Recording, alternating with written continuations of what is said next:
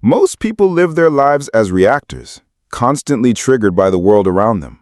A look, a word, a tone of voice, and suddenly they're no longer in control. Their biology takes over, their heart races, their thoughts spiral, and without realizing it, they've handed their peace over to someone else. But what if I told you that calm, that deep, unwavering calm, isn't something you wait for? It's something you generate. Because the truth is, when you reprogram your brain and recondition your body to a new emotional state, one not based on survival, but on coherence, you become untouchable. You transcend reactivity. You stop living as a victim of your environment and start becoming the creator of your internal world. You see, staying calm isn't passive. It's a powerful act of mastery. And today, I'm going to show you how to break free from the emotional addictions of anger, irritation, and frustration, so no matter what anyone says or does, you remain grounded, centered, and unshakably free. You are not your emotional reactions. This is a concept that challenges the very way most people experience themselves on a daily basis. We've been conditioned to believe that our emotions are who we are. That if we feel angry, then we are angry. If we feel hurt, then we are broken. But this is not the truth. Emotions are energy in motion, temporary biochemical signals triggered by thoughts, experiences, or memories. When we unconsciously react to the world, we become defined by those emotions. Over time, those emotional reactions hardwire into the brain and condition the body to expect more of the same. The result is that people wake up in the morning and immediately recall all the problems in their life, all the people who wronged them, and all the frustrations they've yet to let go of. Without even knowing it, they step into the identity of the past, and that identity is built on emotional reactions they've memorized. The brain doesn't know the difference between what's real and what's imagined. So if you're constantly thinking the same thoughts that produce the same emotional responses, your body stays locked in a chemical pattern of the past. You think it's you, but it's just the programming running automatically.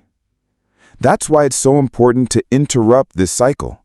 When you begin to observe your emotions instead of becoming them, you create a gap. That gap is awareness, and awareness is where change begins. In that space, you're no longer the angry person reacting to life. You're the conscious presence watching the reaction rise and fall. You start to realize that while anger, frustration, or fear may move through you, they are not you. This shift is not about denying emotion or suppressing feeling. It's about disentangling your identity from the reaction itself. When you stop identifying with the emotion and instead observe it with curiosity, you take your power back. You reclaim authorship over your internal world. You no longer let an external trigger dictate your internal state. The moment you stop reacting is the moment you step into creation. And when you practice this consistently, your nervous system learns that peace is safe, presence is powerful, and you are something far greater than your emotions, something aware, deliberate, and free. The body becomes addicted to stress, and most people don't even realize it. Stress isn't just a mental state, it's a full-body chemical experience. When you experience a stressful event, your brain signals the release of adrenaline, cortisol, and other stress hormones that prepare you to fight, flee, or freeze. This response is essential for survival in moments of real danger. But in today's world, most of the stress people experience isn't from physical threats, it's from thoughts. A single negative thought about the future, a memory from the past, or a perceived insult can activate the same chemical cascade as being chased by a predator. And when those stress hormones flood the system repeatedly, day after day, the body becomes accustomed to that internal environment. Over time, the body begins to crave those chemicals because they become familiar. Even though they're uncomfortable, they're predictable, and the body likes what it knows. so it signals the brain to keep producing the thoughts that match that emotional state. You think you're thinking thoughts, but often the body is actually doing the thinking. You're caught in a feedback loop. Negative thought leads to stress response. Stress response feeds more negative thought. This is how emotional patterns become hardwired. People say, "I'm just an anxious person," or "that's just how I am." But they don't realize that they're actually living out a conditioned biochemical habit. This addiction to stress creates a personality based on survival, reactive, defensive, easily triggered. The body wakes up already anticipating problems, scanning for danger, preparing for the next crisis. And because the body is living in the past or future, it never feels safe in the present moment. This constant state of hypervigilance wears down the nervous system, weakens the immune response, and distorts perception. It becomes impossible to feel calm, joyful, or inspired when the body is addicted to stress, because those elevated emotions come from a completely different chemical signature.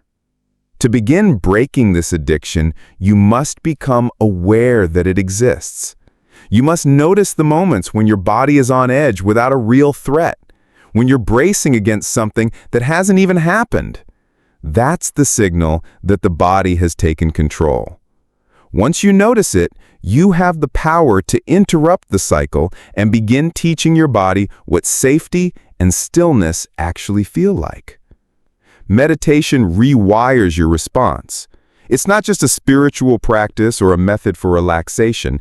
It's a neurological and biochemical intervention that begins to shift the way your brain and body relate to the world.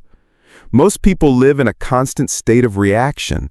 Their brains are firing in the same repetitive patterns every day, responding to the same problems, anticipating the same stressors, and running the same internal programs.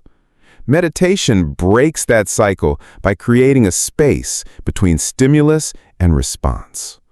When you sit in stillness, close your eyes, and turn your attention inward, you are signaling to the body that it's safe to pause, to observe, to step out of the automatic loop. As you begin to observe your thoughts without reacting to them, you disrupt the habitual neural circuits tied to emotional memory and stress. The very act of becoming aware of a thought changes its power over you. In meditation, you're not trying to stop thoughts. You're training your brain to not follow them. This trains the mind to stay present instead of unconsciously spiraling into past regrets or future fears.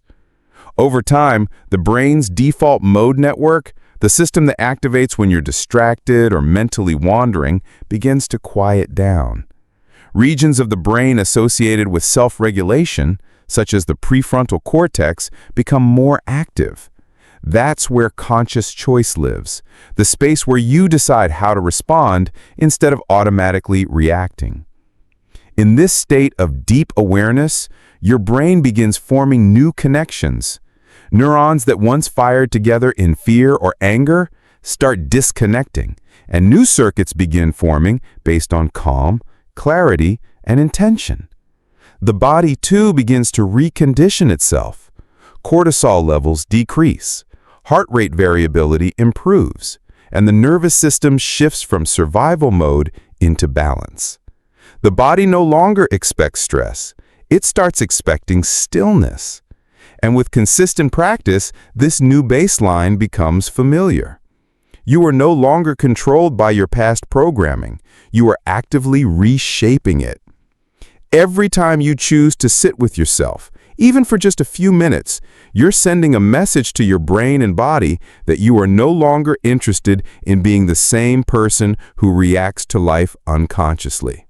You're signaling that you are ready to respond with intention, with calm, and with clarity. And that single choice, repeated daily, begins to rewire not just your brain, but your identity. Coherence creates emotional resilience. When the brain and heart are in alignment, the body enters a state of physiological harmony that supports clarity, calm, and inner strength. Most people live in incoherence without realizing it. The brain is thinking one thing while the heart is feeling another, and the body is reacting to an entirely different emotional memory. This internal chaos weakens the system, both mentally and physically. When you're incoherent, your ability to think clearly, to regulate emotion, and to make conscious choices is compromised. You become reactive, impulsive, and more easily overwhelmed by stress. But when you cultivate coherence, something powerful begins to happen. The rhythms of the heart stabilize, the brain enters a more synchronized pattern, and the nervous system becomes more balanced. Coherence isn't just a feeling of peace, it's a measurable shift in the body's operating system. It occurs when your heart rate variability becomes smooth and ordered, when your breathing slows, and when your emotional state elevates into something like gratitude, compassion, or love. These emotions aren't just pleasant, they're transformative. They send signals to the brain that everything is okay, which downregulates survival systems and activates creative, intuitive parts of the mind. In this state, you can hold your center even in the face of challenge. Instead of reacting to a person or situation out of habit, you respond from a place of clarity and inner stability. This is the foundation of emotional resilience, not trying to control the outside world, but mastering the inner world through coherence. Achieving coherence is not accidental. It is intentional and trainable. With practices like breath work, meditation, and elevated emotional focus, you can bring the heart and brain into sync. Over time, the body memorizes this state just as it once memorized stress, and it becomes easier to access even when life gets difficult. You start to trust your inner environment more than the noise of the external one. And because your system is coherent, you don't absorb the chaos of others. You remain steady, grounded, and aware. This doesn't mean you never feel emotion. It means you no longer drown in it. You experience it fully without being overtaken by it. The more time you spend in coherence, the more your baseline shifts and the less power external circumstances have to disrupt your internal peace. Be the observer, not the reactor. This simple shift in awareness is the beginning of true personal freedom. Most people move through life in a state of unconscious reaction. Someone says something offensive, and they snap back without thinking. A small inconvenience happens, and frustration floods their system before they even realize what triggered it. This automatic behavior is not a reflection of who they truly are.